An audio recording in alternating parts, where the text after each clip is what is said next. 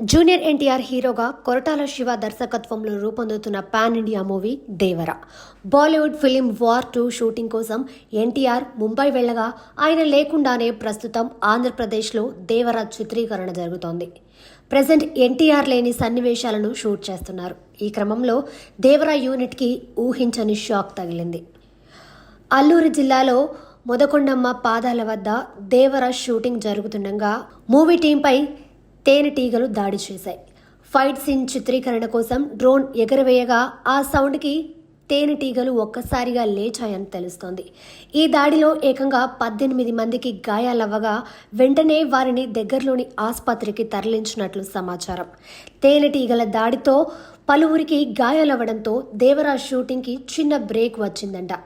ప్రస్తుతం జరుగుతున్న war 2 schedule పూర్తయ్యాక ముంబై నుంచి హైదరాబాద్ రానున్నాడు ఎన్టీఆర్. ఆయన రాగానే పెద్దగా రెస్ట్ తీసుకోకుండానే వెంటనే దేవర షూటింగ్లో పాల్గొనాలని చూస్తున్నారు. అయితే ఇప్పుడు ఈ తేనెటీగల దాడి ప్రభావం దేవర షూట్పై ఏమైనా పడుతుందేమో చూడాలి. ఒకవేళ ప్రభావం పడి 1-2 రోజులు షూటింగ్ ఆలస్యమైన సినిమా విడుదల మాత్రం వాయిదా పడే అవకాశం లేదంటున్నారు.